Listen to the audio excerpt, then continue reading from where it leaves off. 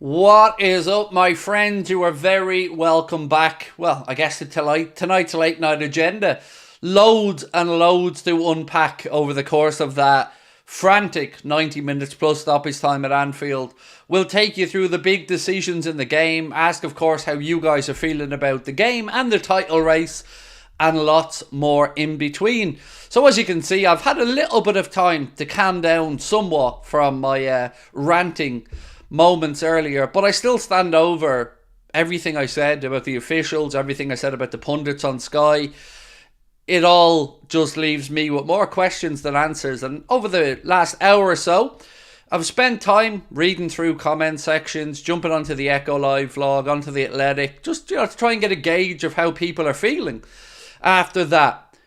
And a couple of things that I've been able to safely say is pride is one of the things lots of Liverpool fans are feeling right now, and why shouldn't we? Anger, of course. Confusion at some of the decision making we've seen this season. But overall, nobody's given up. And why would we? This title race has plenty more twists and turns to go. I'm going to go through Arsenal's remaining fixtures with you. Going to look through Liverpool's fixtures. I'm going to figure out what we can expect maybe between now and the time the final whistle sounds in the last game of the season. And I think, truly, we win this league title.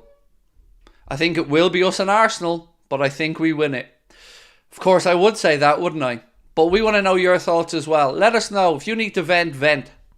If City didn't get punished, I can't watch footy, said Harry Klein. If City don't get punished, I can't watch footy. Thank you, Harry. First super chat of the show as well, mate. Appreciate you. So look, I've been thinking about decisions that have happened this season. And look, my memory isn't the greatest, and I'm sure there are ones that I'm going to forget. But I'm just trying to look at the incidents, the decision from the VAR and the referee on the pitch, and how the procedures were followed through. So let's rewind all the way back. Do you remember when Curtis Jones got sent off for his challenge? The game where the ball, his foot rolled the top of the ball and went into the shin. So the ref was sent to the monitor for that. No problem. Ref made the wrong decision, but he went to the monitor. Now, let's go back to Wataru Endo and his edge of the box, or his inside the penalty area block against Chelsea in the League Cup final. That VAR found a way to rule out. It's just anything that feels 50-50-ish seems to not go for us. Still think I'm wrong? Okay. Martin Odegaard, handball at Anfield. Now look, this is not a dig at Arsenal. Their players, the manager, they didn't make the decision. But Martin Odegaard, handball at Anfield. Not even sending the referee to the monitor. Why didn't they send the ref to the monitor? You might ask yourself. The answer is most probably because they knew if they sent the ref to the monitor, it was going to be a penalty. Clear, handball, clear as day. Today, as I said, I have no problem with Manchester City's goal. I don't. I think that's the dark arts of football. I think let it go. Same way I think Endo should have been let go. But it does feel like if there's a 50-50 decision to be made in a big moment, in a game between Liverpool and another title contender. Because remember, when we played Spurs, they were at the top. People were talking about Spurs maybe winning the league. Remember all that? And we were shafted there. We were shafted at Anfield. We were shafted again today. Now, my biggest gripe in all of this is that the referees want to rewrite the rules of the game inside the game. I've heard all this nonsense from Carragher and other so-called pundits to talk about the threshold being a little bit higher in the penalty area for a foul. Show me that in law. It doesn't exist. It's another one of these made-up hypocrisies of football that we know is there but isn't written into the laws of the game. You can't make stuff up just to suit your agenda or narrative. That is a foul. It might not be the worst tackle you're ever going to see in your life, but the rules of the game are clear. A foul is a foul is a foul. It doesn't matter if it happens at the corner flag, in the 6-yard box, on the halfway line. A foul is a foul is a foul. End of. These excuses, and that's all that they are just people trying to justify incorrect decisions. But the biggest thing that I want to say to anybody that has the response of cry more or always the victims or anything along those lines. Let me just say this really clearly and calmly. You're part of the problem. By laughing at these decisions, by stereotyping Liverpool fans, by just pointing fingers at us and saying we're crying and this, that and the other, all that you're doing is telling these officials, these broadcasters, all of these people to carry on. Because you can't put the good of the game ahead of your own distaste or dislike of Liverpool Football Club. I've already sat through and read dozens of comments trying to compare that challenge on Alexis McAllister to a drop ball 90 yards down the other end of the pitch. People are saying, but what about it? So remember this. Last week, Mike Dean was on Monday Night Football, I think it was, and talked about a monumental decision. A drop ball. Monumental. But bottling a penalty in a title race game in the last minute? Where's the fume? Where's the monumental now, Sky? Where's the selective outrage now, Sky? Jamie Carragher and Roy Keane in that Sky studio are a disgrace. An absolute disgrace. Jamie Carragher is trying so hard not to offend his paymasters that he's forgetting the rules of the game. It's a penalty. It's not even a debate. It's a penalty. I don't know how they can sit there, do the mental gymnastics that they do to try and justify it. We all respect what Carragher did for this football club. Everybody has respect for him. But as a pundit, you have no backbone. Nor does Keane. Nor does anybody else on that Sky platform. Selective outrage when it suits your narrative, but not a backbone to stand up to the PGMOL, to the cheating that's being done by Manchester City. None of it. It should be front page every day, all day. Manchester City charges. Premier League's at stake. English football is at stake. But you don't see it. Why? I truly want to know why. These are the pundits that we were told were experts in the game. Making up stuff. Making up thresholds for fouls that don't exist. Talking about the bar having to be a little higher for a penalty. All of this stuff is just opinion. It's gobbledygook. It's not written into the laws of the game. I don't know who Carragher's trying to win over.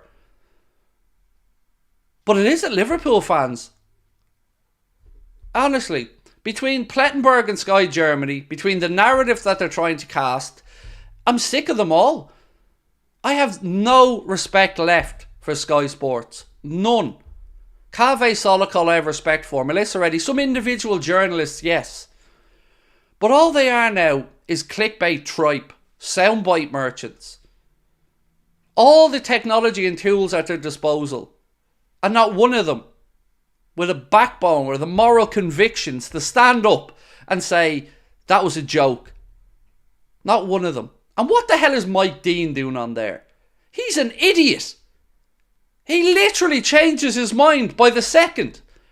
How am I, with a straight face, supposed to take punditry from a man who admitted that he didn't send his mate to the monitor because he didn't want his mate to get in trouble? Didn't care about the laws of the game in that incident. Didn't care about Cucurella's hair getting pulled. Wanted to look after his mate. And that's the moral voice that we have to listen to. As Sky Sports are telling us to remove homophobia. Remove all this other stuff, which of course I agree with. Where are your morals when it comes to speaking the truth? None of you speak truth to power. None of you. You aren't worthy of the title pundit. You are cowards. Jens said, I call out injustice and this was one of them. It's just another one, mate. It's never ending. And I get it. People want to go, ha ha, cry more. I get it. I get it all. But all it does is embolden it. and let them keep doing it week after week after week after week after week. I've said this many times, and I'm going to repeat it again. Liverpool and Arsenal are fighting to save football. Make no mistake about it. Sky won't do their job. TNT Sports won't do their job. So many in mainstream media will not talk about these 115 charges and expect us to sit there as they fluff Pep Guardiola and Manchester City, as they tell us how amazing and genius they are. They are a very good football team, built on foundations of sand. I don't mean that from the context of an Arab community. I mean the whole thing is a joke. It's a house of cards. Nobody believes it. Who are you sticking up for? You profess to love the game, but you don't, because you're allowing it to happen. You are part of the problem.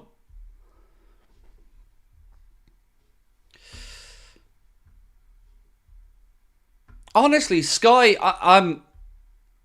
I've been somebody my whole life who paid my Sky bills, paid for Sky Sports, always tried to watch football in a legal and correct way. I have no respect left for them. None. They are pathetic. Truly. And I only talk about their pundits here because I still say, and I stand over this, Calvé Solokol always has my respect. Stood up for Liverpool fans at the Champions League final in Paris, told the truth and helped, and I'll always remember that. Melissa Reddy, great journalist, nothing but respect. But the pundits, and I mean the pundits now, not the journalists, a disgrace. An absolute disgrace. We're going to hear from Gary Neville many times between now and the end of the season telling us about respecting referees. How? How can you respect that? We're seeing people's hopes and dreams. Coaches, players who grew up looking to get to the Premier League, win titles, do things at the highest level, having those moments removed from a cartel. Because that's what it feels like now. The PGMOL, whether we want to admit this or not, and I don't think they're anti-Liverpool. I'm not saying this is all against us, but they are impacting games and outcomes of title races, relegation races, European places, and it needs to stop. Football's losing its integrity week by week, day by day, and we are watching on as it's been crumbling around us, but people are getting rich, so it's okay. I'm disgusted again at the sport and what it's becoming. I'm disgusted that people are willing to look past what's clearly wrong for tribal reasons. I know you think it's funny that it's us this week, but it will be you in the future. And unless we come together, unless we start demanding better, all they're going to do is keep twisting, keep changing, keep until we don't recognise it anymore. Let's have a look on a different note at Arsenal's fixtures and see what the run-in looks like. Because after the international break, Arsenal go to the Etihad, which will be another massive game in the Premier League. And we don't know how that's going to play out, but I'm definitely rooting for an Arsenal victory. Because as I said all the time, respect for them, none for City. Let's look at Arsenal's fixtures. So they go and play Manchester City at the Etihad after the international break. Huge game. Next up after that, they've got Luton at home, Brighton away, Villa at home, Wolves away, Spurs away in a North London derby, home to Bournemouth. Then they travel to Old Trafford to take on United and they finish up at home to Everton. As good as Arsenal are, and they're a good side, there's points there to be dropped. So for me right now, this is just my opinion. I think Liverpool are favourites for the title because I don't expect Arsenal to go to the Etihad and win. If they do, fair play to them. I don't think they will though, and that will repay this favour that we've given Arsenal today with that point. And looking at the game and its merits, was a point fair? I think we shaded it. Certainly in the second half. You can say City had chances. They hit the post. They created. They did. But we were the better team. And there was only one team looking for that final whistle. And it wasn't Liverpool. City were on the ropes. They know they've got away with one there today. Haaland is a flat track bully. Where was he today? I'll give you the answer. He was in Virgil van Dijk and Jarell Kwanzaa's pocket. Invisible. I love it. I love it. I'm so proud of our boys. So proud. Jack said, amazing that decisions like these never go against City. Amazing. The game absolutely rattled them lot. We embarrassed them with our best squad. I agree. We absolutely taught them a lesson in that second half. But to try and make out again, like the rules of the game are different in the penalty area for other parts of the pitch, is quite simply embarrassing. We are seeing legalised cheating. We are seeing referees given the power to reinvent the wheel. And nobody is calling it out. Like Mike Dean has the cheek to sit there on Soccer Saturday talking about laws of the game. Show me in the laws of the game where it talks about the threshold for a penalty being different. It doesn't exist. Anyway. We deserved the win. Lucho should have scored at least twice. Yeah, he missed a couple today, Lucho. No doubt about that.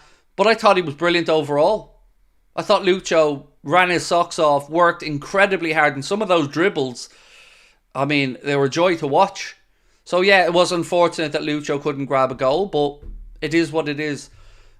Just so proud. For the injuries we've had, for the uphill task we've had this season. I couldn't be more proud right now of Klopp and those players. But I'm so tiring seeing the tide so clearly against them. Gakpo kicked in the chest by Mings and Ali by Doku.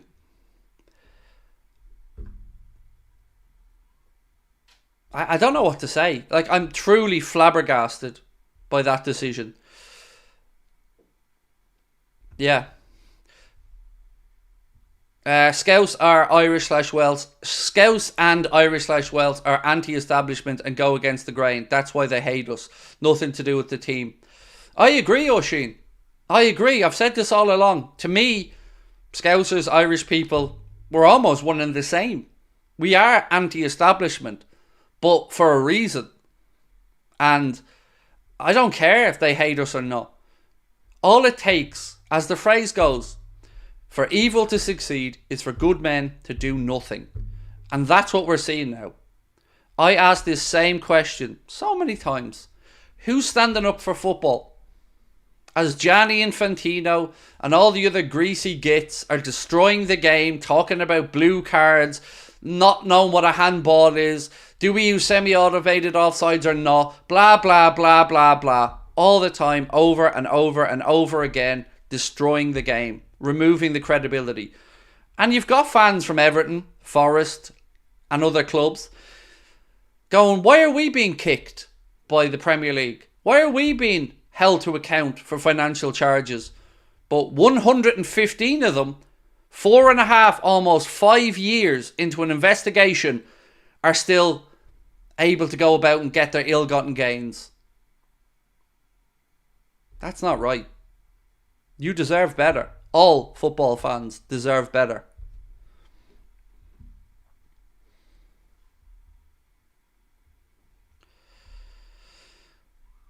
I'm proud of the boys, Craig, especially considering everyone seemed to think City were going to roll up and do us. I said to you before the game, I couldn't understand the bookies' odds. Having City at better odds to win that game than us. And Guardiola, I got to pull Guardiola up on something. I know what he meant by what he was trying to say, but we have won at the Etihad, Pep. A little 2-1 victory in the Champions League. Ring any memories? I know he was probably trying to say... he actually said, I know how difficult Anfield is, but the Etihad is difficult too. Liverpool never won there. People talk about here, Anfield, Anfield. We won here. Never in 8 years did they win at the Etihad. But we did, Pep. 2-1. I'm looking at the result right here now. Mo Salah, Bobby Firmino. I know you meant in the Premier League, but I'm being pedantic. And also, yes, we may not have not won at the Etihad in the league, But the reason you think it's a hard place has got nothing to do with the reasons we think Anfield is a tough place to go. It's the fans. It's the atmosphere. It's the aura. The Etihad, nobody gives a damn. It's a soulless pit.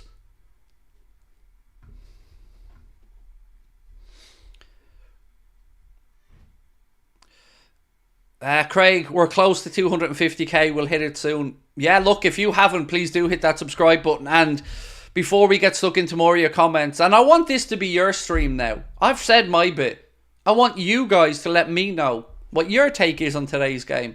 And I'm going to stay here for the next 45 minutes and give you guys a chance to vent and have your say. But before I do, again, just want to say thank you to our incredible sponsors, Manscaped.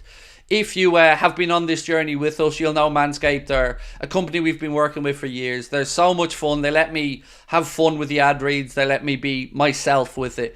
So I want to just say thank you to them, and also a reminder that you can get yourself 20% off and free shipping of the Performance Package 5.0 Ultra, the Lawnmower 5.0, or anything else at manscaped.com by using our discount code Anfield20. You can scan the QR code or use the link in the description. Either one will work as long as you put the code in. And again, thank you so much to Manscaped for helping us to continue to push forward as a channel. It means a lot. It's great having sponsors like them. And it's great with you guys showing the love as well. So thank you so much. Is it an international break now or is it later? Oh, no, Robert. We've got 2 games to go. So Liverpool have the return leg against Sparta Prague on Thursday. And then we've got a little matter of a quarter-final in the FA Cup at Old Trafford next Sunday before the international break. So yeah, we've 2 more games to go, and I think we're going to Old Trafford to win. I think we're beating United there. If we play anyway like we played today, United aren't getting near us.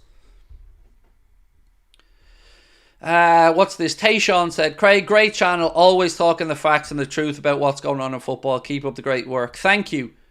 And you don't know how much that means to me, Tayshawn. It really does, because I tried to say how I feel, how I genuinely see things. And to see people being so supportive of me and saying that he's saying what we're thinking, because that's how we feel. Football is being bastardized, for want of a better phrase. And I can only be me, mate. I can only be me. And I'll always say what I believe to be the case. But look, as I said, I want to get to your comments. What do you think if the score was 0-1, they would have given that penalty, because it is for sure a blatant penalty. Maybe they just didn't want Liverpool to win the game, but a draw is fine. Now, of course we can go down the route of, was there nefarious reasons for this? And look, I do not know the answer. But I will say this for sure. If we won that game today, we win the league title. Sky know it. You know it. I know it. City know it. Now, I don't know if that would have played into any decision making, but I know it feels shitty being a Liverpool fan after all these big head-to-head games this season, where something always seems to just not go on our side, and we're told to suck it up, Buttercup. Nessie, thank you for your super chat. Said, football is my escape whenever I feel depressed since I was 15. They're destroying it just to fill their pockets. It really makes my heart heavy. Thank you, Nessie. That's exactly how I feel. Bit by bit, they're eroding the game to, what? Fulfill narratives? Set an agenda for broadcasters? I don't know. But I know it stinks.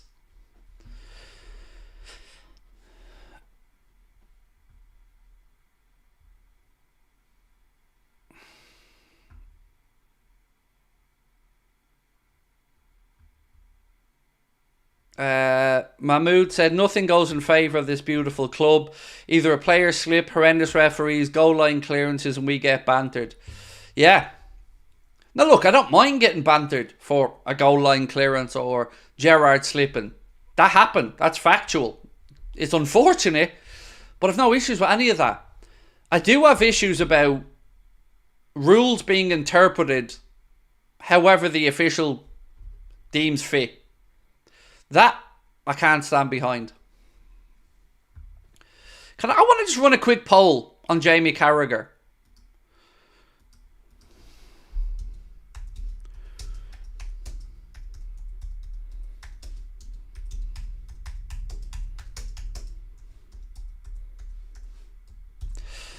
So, I'm going to ask a simple question. Do you respect Carra as a pundit? Now, as a player, we all respect the man. What he did at Liverpool and what he gave for the shirt is unquestionable. But I want to know how you feel about Carra the pundit.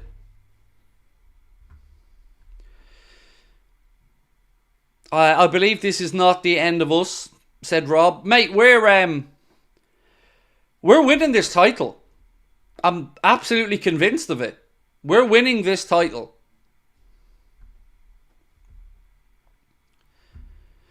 Billy said, Craig, hope to see you guys in Boston. Would love to see you there, mate. Would love to see you there. Don't forget as well, as you can see on the screen there now, tickets are available at Ticketmaster if you are going to be in Boston. I've seen somebody in the chat say, what's all this about a Boston show? What guests have you got? Guests?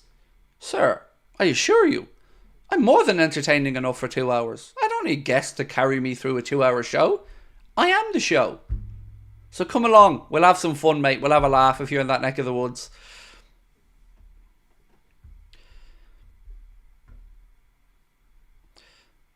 I think the refs know they run the risk of losing their jobs if they make a bad decision. But they are making bad decisions and they're not losing their job. What's a bad decision? Is it a bad decision against the laws of the game? Or a bad decision against the way people want a situation to unfold? That's what's intriguing to me in this. Barry, thank you, Barry, for gifting 20 memberships. Absolute legend, mate. Thank you so much. Barry, Brian, and everybody that's been gifting memberships and stuff. Incredible. Thank you.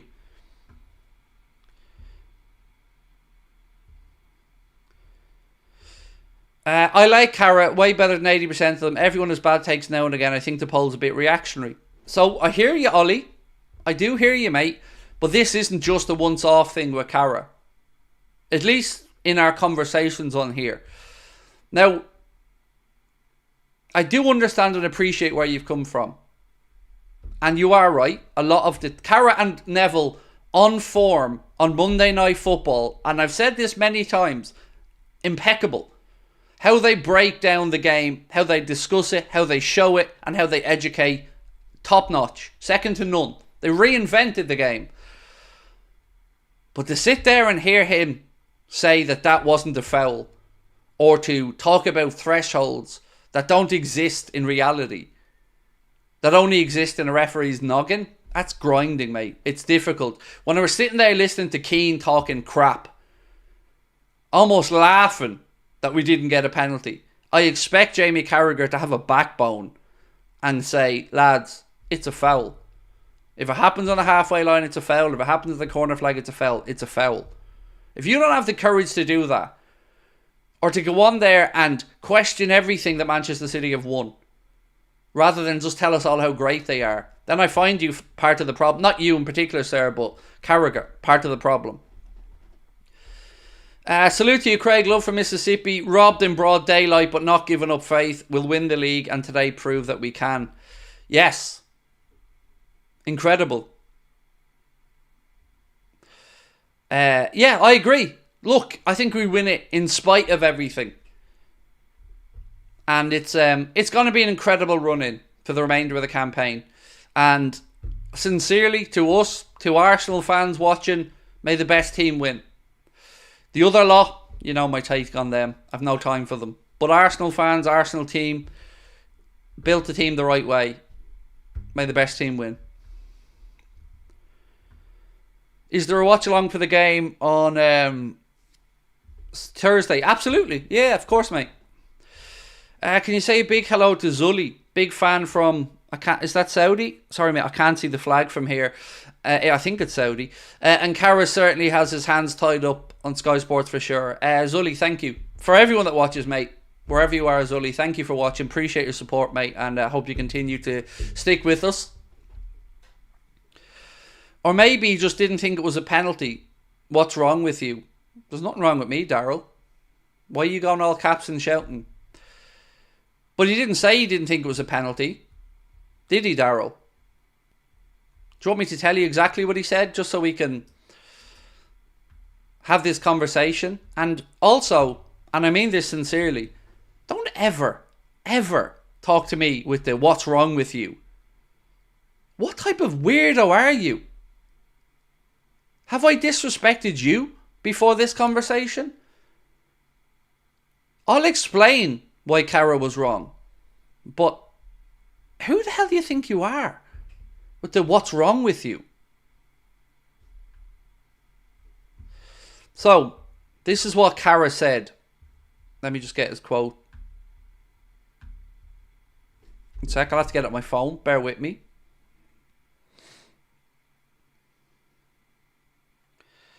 So, this is what Jamie Carragher had to say. He said, "I think he sees McAllister coming in and he's almost trying to pull his foot away. I think if that's being given on the pitch, it's not getting overturned. So he thinks it's a foul. But once it's not given, he's not gone fully right through with it. I agree with that, but I do think there's an unwritten rule in football where a penalty has to be a bit more. When it's in the box, it has to be a little bit more. He's lucky, but I can see he's not giving it." So he's gone from, if it gets given, it's not being turned over, to an unwritten law that doesn't exist. And I'm supposed to, again, say, what? It's a foul. You'll see 30 of them next weekend in the middle of the pitch. There is no threshold in the box. There is no law. It's just invented. And if you want to change the law to move the threshold up, have that conversation with IFAB and change the law. But there isn't one. There isn't a threshold. We can't just referee the game on vibes and thoughts. You referee it according to the laws of the game.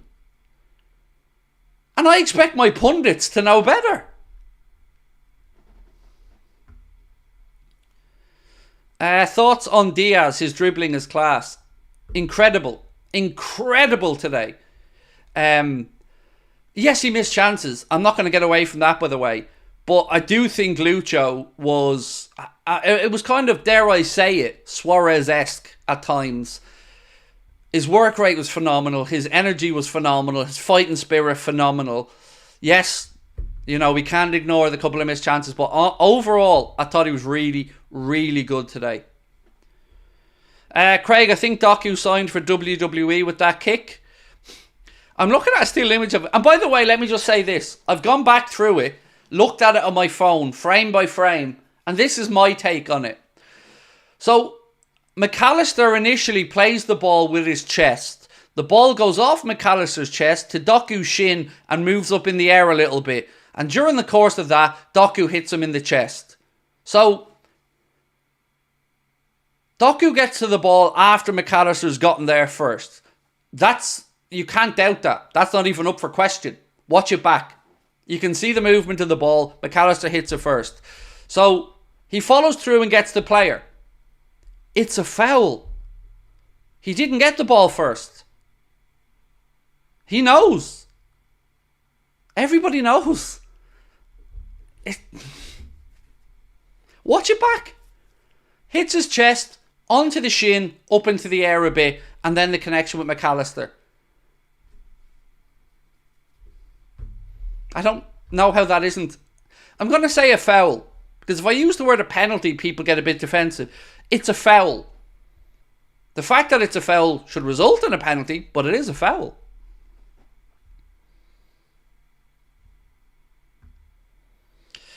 According to Cara, there are no screens on the pitch for refs to stop the game and have a look at. It feels like they only stop the game when they want to punish somebody. Red card incident, no problem stopping it and bringing the ref back to have a look at it. So, Curtis Jones, when he got sent off against Spurs, his foot rolled off a ball they both connected with onto the player, and that was deemed enough for a red card. Now, few incidents that haven't sat well with me. One, remember Mohamed Salah was pushed into an offside position. Remember that? Pushed into the offside position. Well, that's unfortunate, was the cry from the pundits. Unfortunate there. Dermot Gallagher, Mike Dean, unfortunate, but also tough, goal ruled out. Liverpool scoring the League Cup final, fell by Endo, goal ruled out. Okay. Always seems to be just us, isn't it? Always seems to be ruled out when it's us. Odegaard, handball. Was he sent to the monitor to look at it again? Nope. Today, look where Michael Oliver was. Before anybody else says anything to try and say it wasn't a penalty, look at where Michael Oliver was. Behind McAllister. Could not see the incident. Couldn't see it. So he's relying on the VAR. So we've seen Michael Oliver not give it because he hasn't seen a foul, which is fair enough. I've said this before. Referees get a split second to make a decision. But that's what the other officials are there for. And if you're so sure it isn't a penalty, well, at least give Oliver a chance to look at it. Never seems to, though. Like the Odegaard handball. It clearly moved the ball away from Salah. And it clearly maintained possession for Odegaard. But it was breaking his fall or some other nonsense. It is just weird. Like, it's not weird. Weird is me being nice.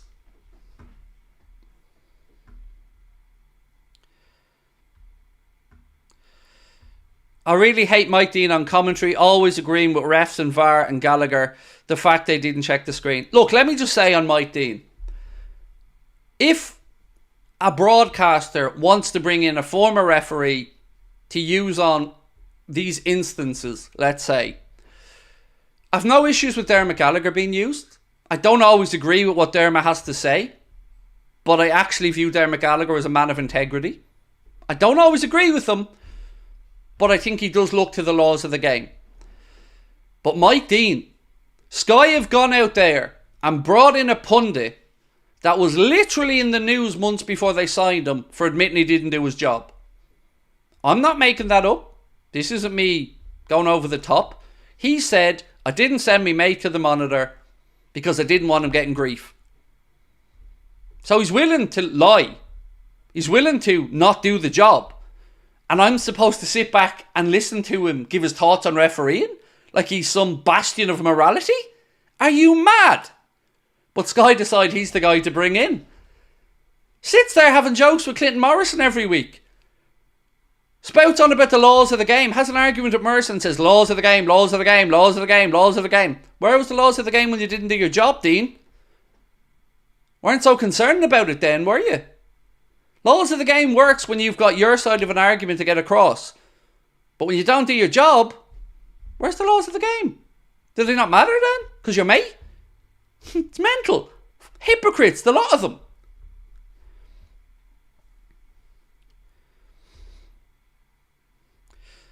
I can't even give time for Carragher anymore.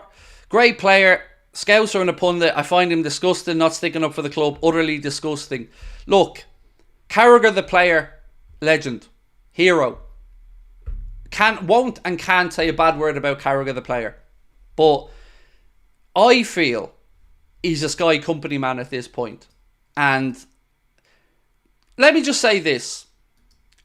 If that was City and United in a top of the table clash, so Man City and Manchester United are going for the title, and this game's at Old Trafford, and that incident happens exactly how it happened today, except it's not Alexis McAllister who's on the other end of it, it's Bruno Fernandes or Kobe Mainoo, or it doesn't matter, anyone.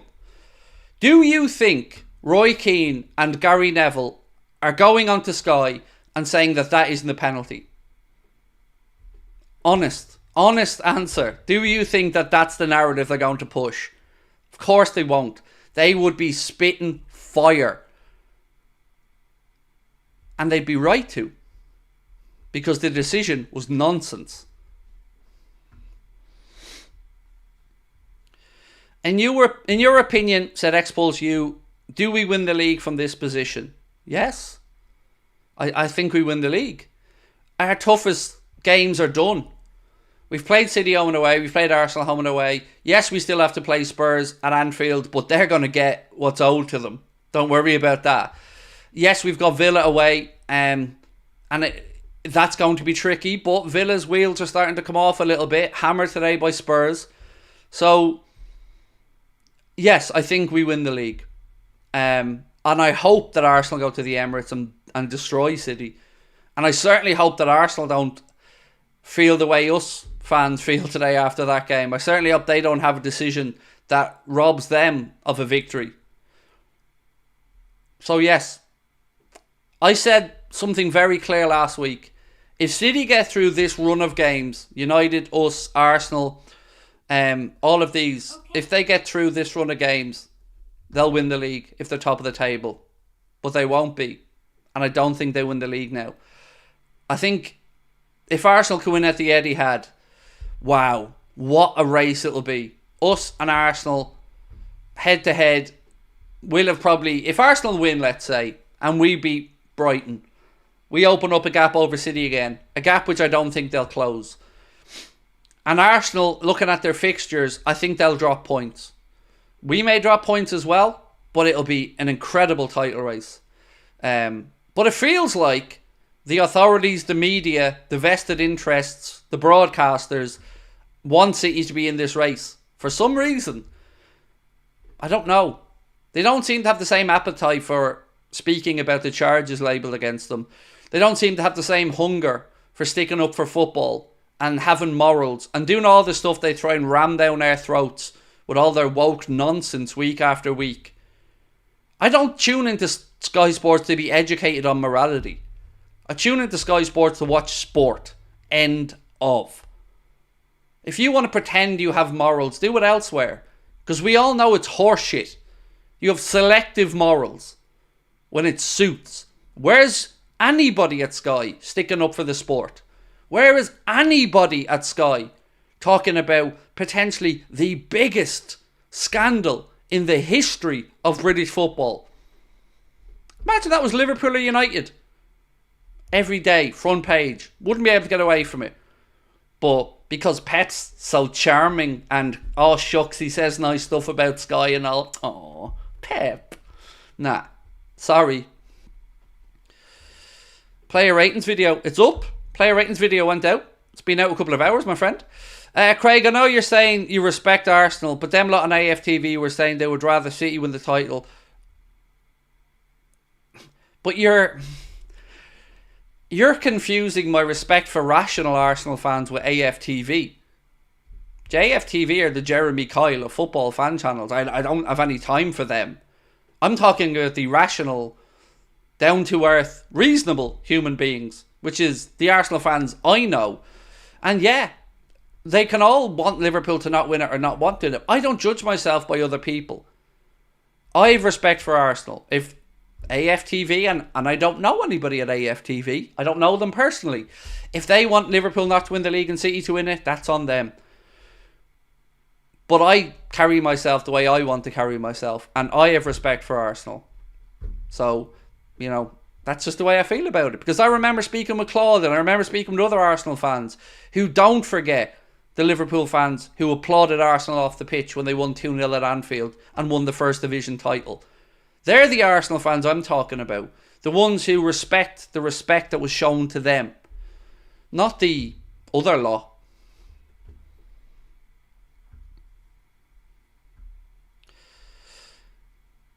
Players back after the international, if we're top, we win it. Look, I think we win it. We've got Trent to come back, Alisson to come back. We've got Szoboszlai to get up to speed. We've got Mohamed Salah to get back to full fitness. We've got Diogo Jota to come back, albeit late in the season. Yes, I think I think momentum's with us. I really do. And Arsenal fans and Arsenal will probably feel similarly, and I can understand that. It's interesting. It's going to be an incredible end to the season.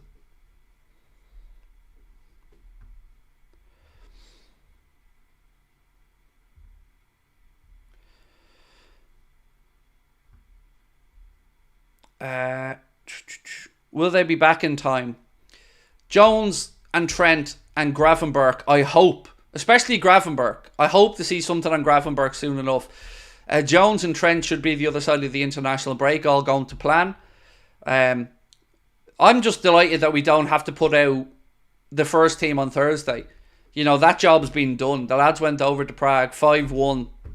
You know, with all due respect, and I don't mean to belittle Prague, they're not coming to Anfield and scoring 5. So, and unanswered. So, yeah, I think we can put out a far weakened team for the reverse fixture, and then have eyes on Manchester United in a massive, massive game. You know, if we beat Manchester United, we're in a Wembley semi-final. We're second in the league at this current point on goals scored. Arsenal have to go to the Etihad after the international break. Somebody there is dropping points. I think it's set up for an incredible end to the season. Give the young lads some game time on Thursday. Great experience with them. Yeah, absolutely, mate. I mean, I hope Dan's is back fit and available. Love to see him in there. Love to see Kumas get more minutes. Bobby Clark, James McConnell, Cade Gordon, if he's fit enough to come on and get some minutes as well. I'd even give Adrian a run out and goal on Thursday. Yeah. Can we take a minute, by the way, to just speak about Caoimhín Kelleher? You know, he's had a bit of an up and down time in the last 6 months, but it's all up now. You can see why he's been spoken of as highly as he has by Jurgen, by Alice and everybody else. He's been incredible. And again today, you know, can't do any more. So much love to Caoimhín for stepping up like he has. It must be incredibly difficult to come into that level of an environment and know every single movement is under the microscope, but yet has done it impeccably. Same with Conor Bradley. Same with a lot of the youngsters, in fairness, but the goalkeeping position in particular is one that your chances are really limited. But he has been incredible since he's come in. I really don't want to see him as a backup keeper, but he deserves to play first team football. Yeah, it's such a tough situation. I said this the other day. You have to look at this, I guess, in a few different ways, right? So, from the number crunchers at Liverpool, you're going to think his value is probably never higher than it's going to be this summer, because he's been on the stage now and showing that he's more than capable. So you've got that side of it. From Caoimhín Kelleher's side, if indeed he does depart Liverpool, well, you have to think his opportunities of a move to a bigger club, and by bigger I mean than the calibre of club he may have gone to a year ago, they're probably at their all-time high as well. So I do expect a really tough decision to come this summer. And I think the decision will be led by Kelleher, because I can understand if he wants to go and be a first team keeper somewhere. I would never begrudge him that opportunity. But if he does, I certainly hope we put a buyback clause in there, or a first refusal, because if it was any other goalkeeper other than Alisson Becker, I think Caoimhín Kelleher becomes the number one. That's how high I think of him at this point, like impeccable. Pundits are afraid to speak the truth, usually ends up with getting sacked. Letitia, Thompson, etc. I see, this is the thing that gets me. I couldn't go into an environment like that. I couldn't work in an environment where I'm brought on for my opinion, but I can't give my real opinion. That just sounds alien to me. And it's not like, let's say, with Carragher as an example, or Neville, or whoever. It's not like they need the money. Like, it's not like, you know, you look at some of the older players, let's say, your Phil Thompsons or your Graham Souness's or whatever. They didn't make the money that modern footballers make. So the idea of them moving in to punditry or whatever, you know, they still have to provide. They still have to make a living. These lads are all multi-millionaires anyway. So I would only go into a job where I feel like I could speak whatever I see as my truth. Any news about Edwards? Yes, I would expect the announcement at some point this upcoming week. We spoke about this earlier on. I think it's an interesting conversation point, but with Edwards coming in, there's a couple of things we have to remember here. He's driven by numbers, data. He removes emotion from decision making. So when we look at the 3 contract renewals that are up, Trent, Verge, Salah. Obviously, we as fans look at them with very different mindsets. We love them all. We want them here. We want them to get new deals. We want them to stay. I think I speak for nearly everybody when I say that. But that's not how Edwards is going to look at this situation. I don't know what the outcome's going to be. But remember one of the things that he's been lauded for recently, that John W. Henry admires the fact that he removes emotion from decisions, that he isn't afraid to make difficult decisions, and he isn't afraid to push back against other opinions. Now, I don't know why Edwards left Liverpool. I have no idea. People have theories about him and Klopp button heads. I truly don't know the answer. But I do feel comfortable that if he was in charge of football operations, Henderson wouldn't have got that deal. Milner probably wouldn't have gotten another deal. And that's why I'm somewhat concerned by the summer. If I can give you what I think will happen, remember, what I think will happen, not what I want to happen, just before people try to have a pop. I think Salah gets sold. I think Trent gets a new deal. And I think the saving grace for Virgil might be that he's the captain. Now, I'm going to go through them individually and give you my take on them. I'd give them all new deals. All of them. I want them all to stay. Salah, 2-3 more years, no problem. Verge, absolutely the same. Trent, 5 years, no problem. But I don't know if that's going to be what happens. There's a saying in football that it's better to sell somebody a year too early than a year too late. And look at the deals Michael Edwards has negotiated of sales of players that have left Liverpool. I don't know. I hope I'm wrong. But my gut tells me we're going to see Salah sold. Because the numbers will show it's the right decision. I'm saying what I think Edwards is going to say. I'm not saying I want to sell Salah. But I am concerned by those 3 players and the upcoming contract renewals. But you have to look at it the other way as well, I guess.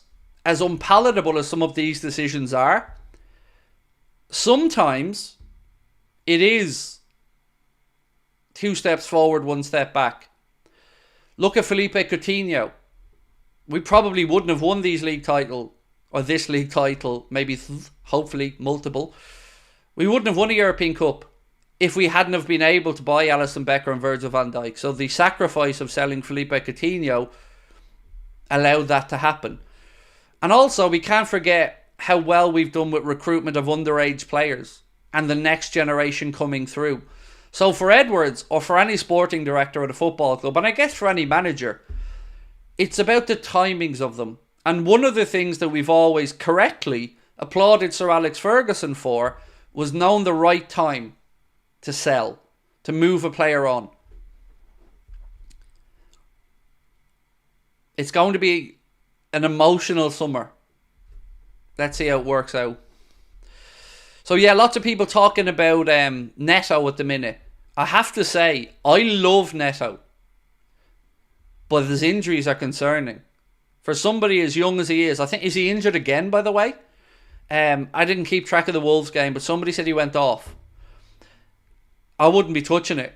I wouldn't be going near him. Honestly, I feel like that could be a problem. Love the player. Without injuries, I'll be all over it. Worries me though.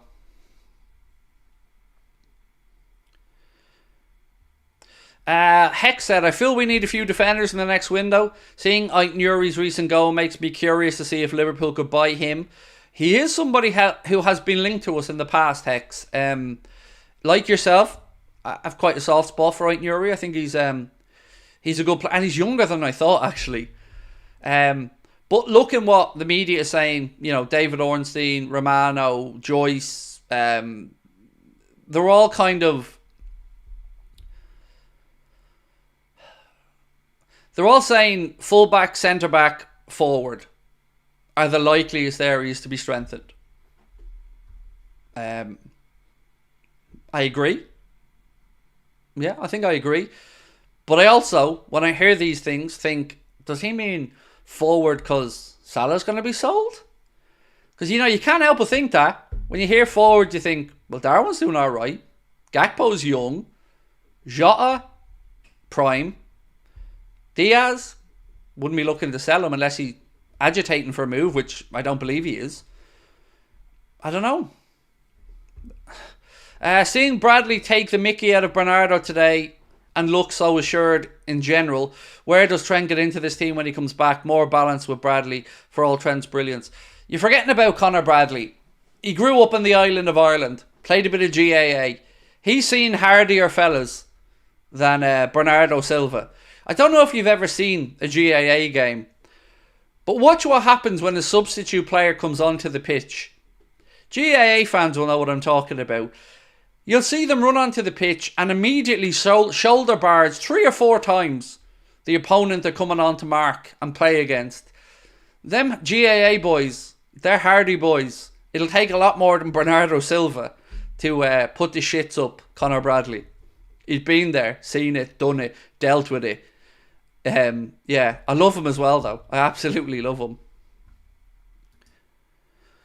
Right, so we've let this poll go for ages. Do you respect Cara as a pundit? 52% say no, 48% say yes. So I understand some people think perhaps a reactionary poll, but it isn't the first time a lot of us Liverpool fans have felt Cara hasn't spoken up when we've been shafted. But I just wanted to see how people felt, and it was close.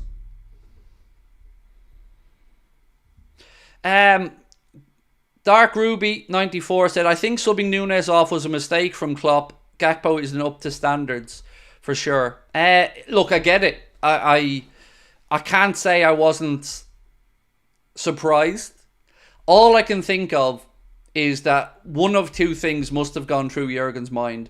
Either there was concern if we pushed them any harder, maybe there's another strain coming that could ruin the run-in, or maybe he's seen something in the way Manchester City had changed shape that he thought Gakpo's particular skill set would be better suited to. I guess Jurgen's the only one that can give us that answer. But I was doing my player ratings video and I was honest and I said I honestly don't remember much of Gakpo when he came on. I'm not, again, not to say he didn't play well or not, I just don't remember. Sorry, might get hate, but I think Kelleher is number one for us now. Also, if clubs come in again with 200 million for Salah, you have to accept surely. So let's start with the first part of your question. Let's put it to a poll. I guess that's the best way to get an answer to this. Let's put the goalkeeper situation to a poll.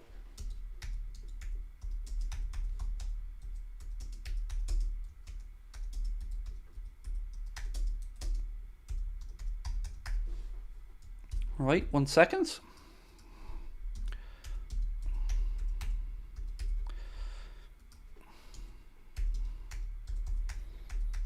Rather than me have my say or not, we always want this to be a democratic thing, so you guys vote away. Question is, who should be our number one? And you're not the first person that said it. I have to say I disagree. I think Alisson's the best goalkeeper in the world. I love that people are being so supportive of Quiveen, but I can't be dropping Alisson for anybody. And the second part, if 200 million offer came in for Salah, would you accept? It's not going to come in. We need to be realistic about this. An offer this summer with 1 year to go, if we get 100 million, 120 million, that has to be a realistic number. Now, again, I'm not saying sell, but if you get to the point where you say we have to sell him, the number needs to be realistic for us. And I think if you got 1 to 120 for a player 32 at that point, I think, with 1 year to go on his deal, I mean, comparables, Kane went for 100 million euro, Hazard went for 100 million euro, all both with 1 season to go on their contracts. you have to have a willing buyer as well in this. And I know we all say Saudi, Saudi, Saudi, Saudi, but two things about that. One, the people of Saudi Arabia aren't idiots. You know, I know they've paid over, but they're not idiots. They know what his market value is going to be. And yes, they might have to be a little bit generous to tip the scales in their favour, but they're not idiots. And also, where else is he going to go? If you look around Europe right now, maybe PSG, but would he view that as a step up in his career? I don't think he would. So you also have to have a willing buyer. And what's weird about all of this is, I think we all agree that Salah's still at a level that is above the likes of the Saudi Pro League or the MLS or any of those type of leagues. He should be in a top league in Europe still. He still has that talent. So I want him to stay at Liverpool. I'm sure you do as well. But there also has to be a willing buyer in here. It's not going to be Real Madrid. It's not going to be Barcelona. Maybe PSG. Certainly we're not going to sell him to a Premier League club. So then you're running out of options. Will Bayern come in and buy him? Doubtful. So yeah, we've got to be realistic as well. Chiesa for Salah, not Neto, Inacio, and another centre-back, said Inapi Stas. Yeah, I have enjoyed Chiesa coming back this season, but I don't know, I'm kind of in a Florian Wirtz mood. Not the Wirtz is more of a 10, I guess, but for the right wing position, there are some interesting options out there. Kubo's new deal means he's probably out of touch. I don't know enough about Bakayoko, and I don't watch the Eredivisie enough to know if he's good enough. Neto, his injuries concern me. Bowen, another year older as well, probably not value in that. You know, you got to try probably find somebody somewhere between 22 and 24, maybe 21 to 24. But I wouldn't look at the person that comes in as a replacement for Mo, because they're never going to do Mo numbers. They just aren't. I think we have to look at them as a cog to fit in a system. Craig, your player rating for Gakpo was generous. I was honest though, Dave. I did say I need your help because I can't remember. I don't know if I was generous or harsh because I wasn't being facetious or anything. I genuinely couldn't remember his impact on the game. Nico Williams, he also signed a new deal at Athletic Club Bilbao. I think it would take an awful lot to break up that brotherly partnership there. They seem very settled at Athletic Club, and with him signing that new deal, I don't know, it just doesn't feel likely again. Chiesa is a good show. I mean, I do like Federico Chiesa. He's a really good footballer. But I don't know, I'd rather we don't have this discussion and we give Mo a new deal. That would be ideal. Nathan said, Craig, love the content as always. Not the result we wanted, but push on. You'll never walk alone. Thank you. Look, can we get to 28,500 subscribers before we finish up in about 20 minutes? If you haven't hit the subscribe button, my friends, please do. Do drop a like as well. There's nearly 1,800 people in the chat. We've got 566 likes. Surely we can get both of those moving in the right direction. And again, much love to our sponsors, Manscaped. You can get yourself 20% off and free shipping at anything at manscaped.com by putting in the code Anfield20 at checkout, or scanning that QR code and using the link in the description,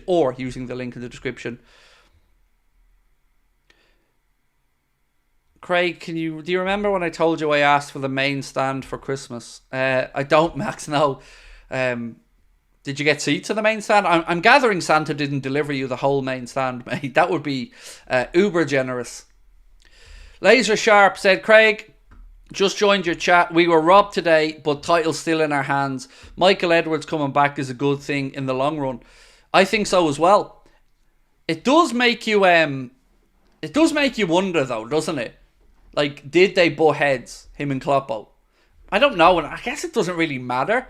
But I am curious if he is coming back because maybe he'll feel that those decisions will be his to make. And obviously with Richard Hughes reportedly coming in as well. I don't know. Honestly, it's interesting. And I feel like it's a good appointment. Both of them. Rodrigo from Real Madrid. Oh yes, please, Justin. I love him. I think he's a great footballer. But again, I believe, unless I'm mistaken, did he not sign a contract at Real in the last year or so with a redonkulous buyout clause?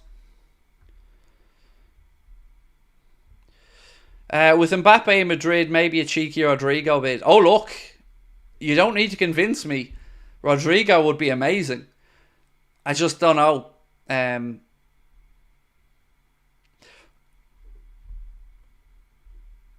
mean, in my lifetime, I can't think of anybody we've actually paid money for Madrid. I know we've got players from Madrid, like Nunez, or Antonio Nunez and some others, but I don't think we've directly gone there and bought a first team regular from Madrid. But maybe with them needing money for the likes of Alphonso Davies, with Mbappe coming in, with Endrick on his way, I don't know, maybe. If they're open for it, God, I'd love to be in the conversation. Isn't Gakpo becoming a father for the first time? Maybe he has a tough time at home. I think people just need to give Cody Gakpo a break. You know, he's a young man, and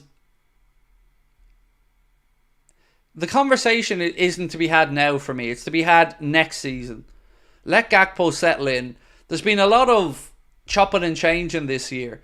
You know, Gakpo would probably, if you asked him, say his favourite position's wide left. And Klopp's been very honest and said that he's had to move him around and play him in a whole host of different positions. And I think it just speaks to the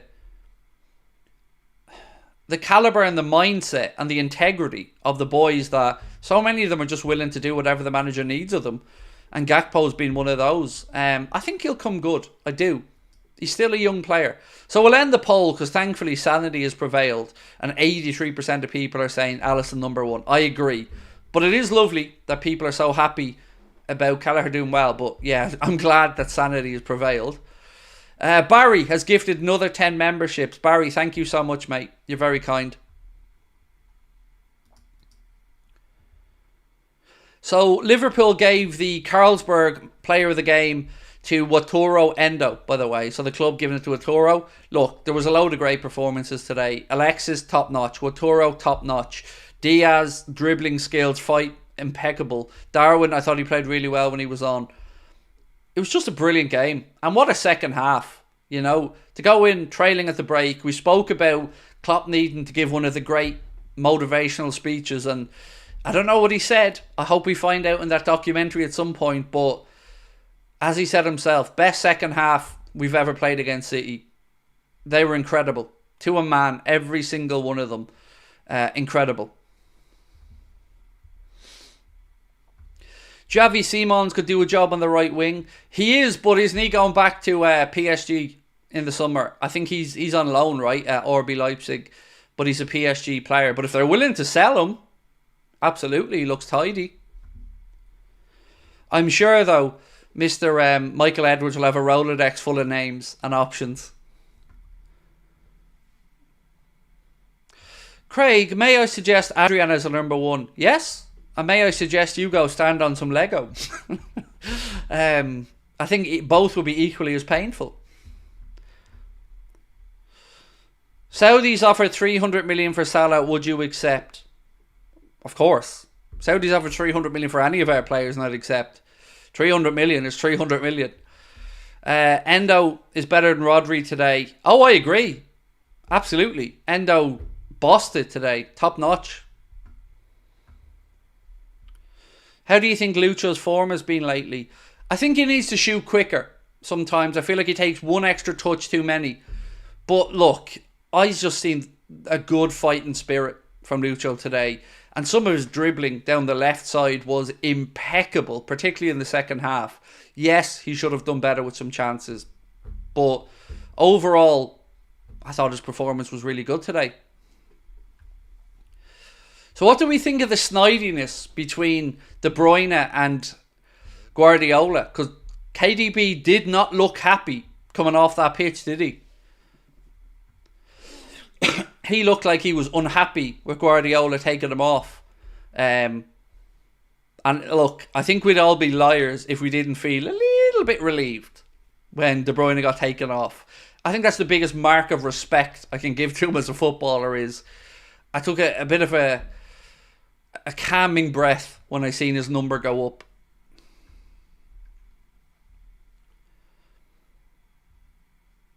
Up the Red said, sorry I'm late, Craig, don't let the officials ruin our season. I'm trying not to, mate. And the players are trying not to. And I do still think we win this league title. I just hope Arsenal go to the Etihad and beat them. So we can almost remove City from that then and let us and Arsenal go head to head. You know, it'd be nice to be in a title race with a club I have some respect for. And also, and I said this again, I'm going to say it over and over and over again. Where was Haaland today? Where was the world-class goal poacher today? Because nobody will deny the amount of goals the dude scores. But I'm going to say he's a bully. When's he going to start scoring in games that matter? Really, I'm not trying to be facetious here. I'm not trying to underplay the amount of goals he scores in the Premier League. Absolutely not. But if you want to be spoken about as a Ballon d'Or winner, as a great of the game, then you got to do Ronaldo things, Messi things, Salah things. You got to do those things.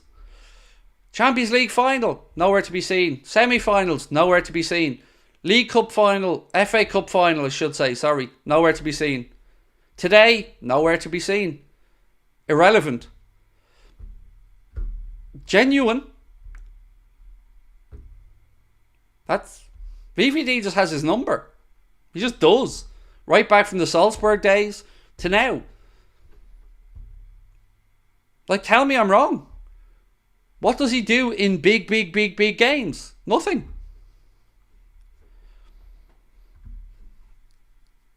So if you want to be spoken about as a Ballon d'Or winner, then step up. He's just another mercenary.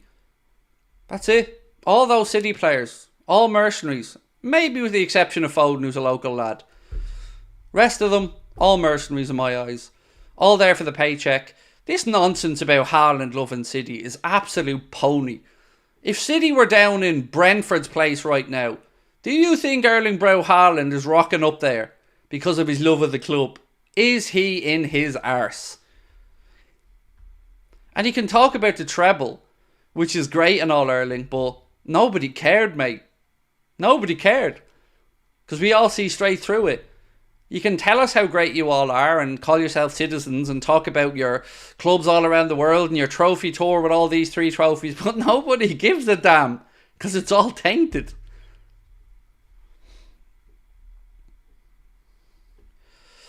Haaland ain't turned up in one big game. Lukaku 2.0. I mean, you say a bit harsh.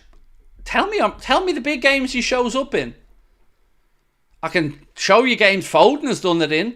Big games De Bruyne has stepped up in. Sergio Aguero absolutely delivered in the big moments. In league title races. In finals and dramas. Haaland so far scores against weak opposition.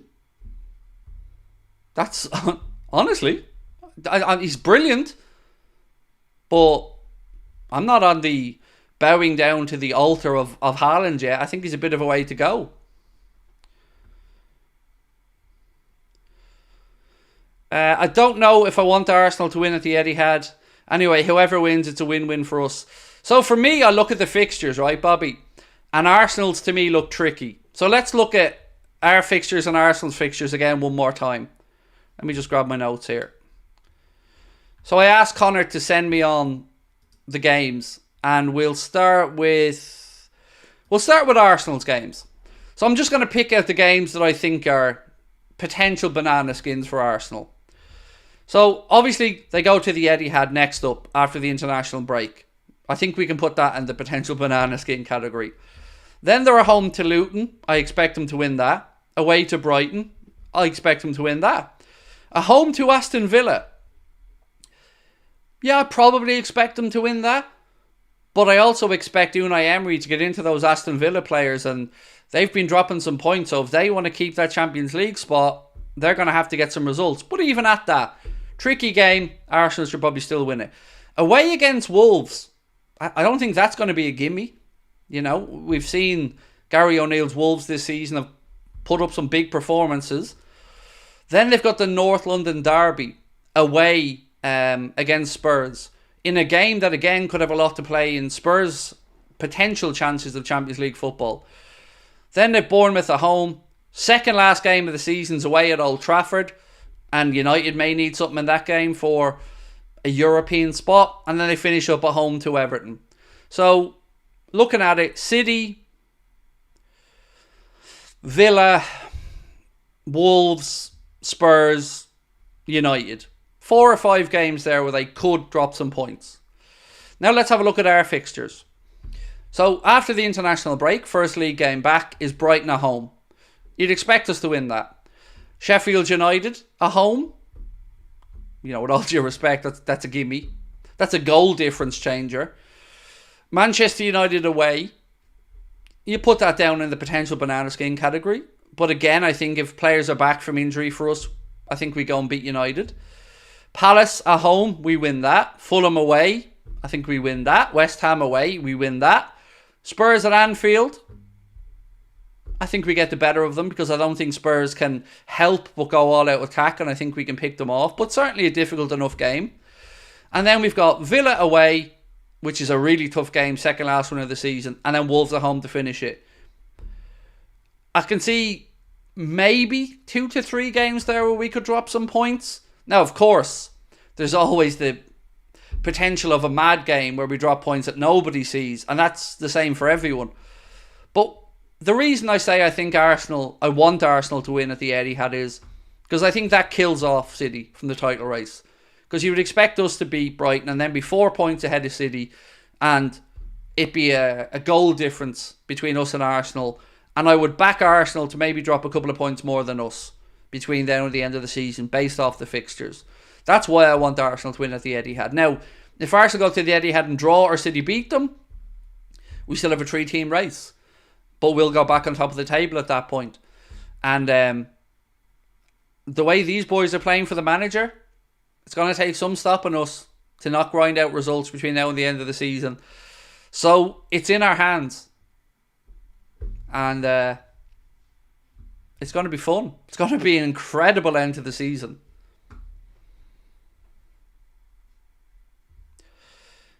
Are you looking at the goal difference? Not yet, Arian, no. I'm not looking at it just yet. Goal differences can swing quickly. As an example, if Arsenal lost by a couple of goals at the Etihad and we won by a couple of goals against Brighton, that's a 4-goal swing happening very quickly. We've got to play Sheffield United at home. If needs be, you can try and put a shitload in then. So I'm not looking at it just yet. But you definitely don't want Arsenal getting 8, 9, 10 goals ahead of you, because it might be a deciding factor. Imagine the last day of the season. Goal difference is similar. Points similar. Imagine that evening or afternoon where it was... Who's the 2 last games for both? Arsenal at home against Everton and us at home against Wolves. Imagine both of those games where it comes down to maybe goals. Oh God, that'll be a nervy afternoon.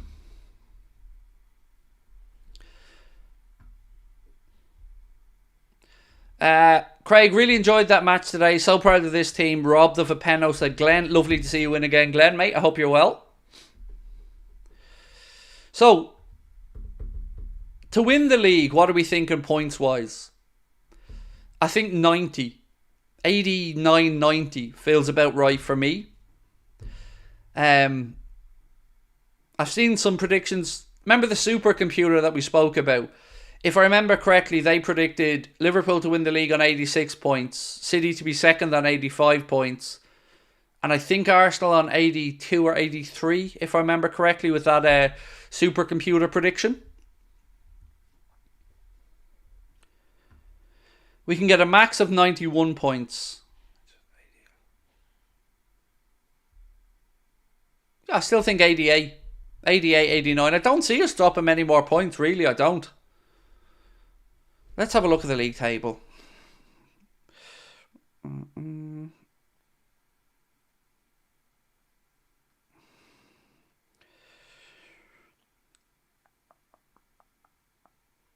So Liverpool can finish with 94 points. No, 94 is the maximum we can finish with. So yeah, even dropping 4 points with 2 draws, 90 points, I think that wins you the league. I think if we get to the 90 point mark, or if Arsenal get to the 90 point mark, I think that wins the league. The goal difference confuses me also, said Heavy Metal D. I wouldn't worry about it yet. I know it's natural to look at it, but we also need to remember Christian Bull when we chase the goal difference and things went a bit pear-shaped. You know, I wouldn't be worrying about it the last 2 or 3 games. Thierry Star, thank you for your super chat, said Diaz is underrated, Maka is our KDB. I would slightly disagree with you on the KDB part, but I'll come back to it in a sec. Van Dijk is the best in the world. Gomez is the most versatile player. Elliott's elite. Kwanzaa shut down Haaland. So I agree with 99% of you. The small change I'd make is, I think, stylistically, Maka is our Luka Modric, and I think our KDB is going to be Szoboszlai. Just to be pedantic, I think Maka will be our Luka Modric.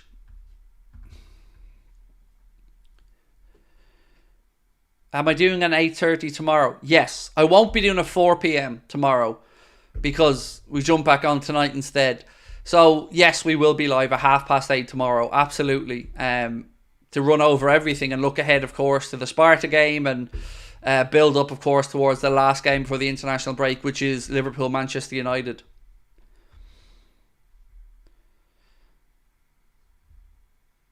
Craig, what does your stat guy say is going to happen at the Etihad? Don't know. Haven't looked into it yet. But leave it with me, mate. I'll have the answer for you on a stream in the future. So, on a day like today, where, again, the channel done incredible numbers, over 205,000 views of the watch along, 9,000 people plus in the chat at one point, I feel like the right way to end this day today is to say thank you. You guys are incredible, and you keep driving the channel on, you keep supporting us, and it means the world to myself, to Connor and to Ben. I don't want to speak of what it means to other people, but it means a lot to us that you trust us, you're with us, and we hope you continue to enjoy what we do as we push ahead. We've got loads of fun stuff in development, some new tech stuff that will make it even more interactive for you guys moving forward. We've reinvested some money back into a system that I think you'll enjoy, and it'll give you guys more opportunity to have your say, because for us, that's what this is about. It isn't Craig's opinions all the time. It's a community of opinions. And without you guys and your support, we're nothing. So thank you all for giving us the platform. Thank you for trusting us. I apologise for the times where I shit the bed and say stuff I shouldn't. I'll always hold my hands up if I need to. But again, I love you guys to bits. Honestly, it's amazing to have your support. Thank you. Again, our sponsors, Manscaped, couldn't do it without them. Get yourselves over to manscaped.com. Anfield20 is your discount code for 20% off and free shipping. And yeah, lots more to come, my friends. But we can rest up. We've done our part. Yes, we're technically second, but Arsenal have to go to the Etihad after the break. Lots more twists and turns to go. Talk to you guys tomorrow. Do drop a like, hit the subscribe button before you head off, and we'll catch up with you soon. Bye.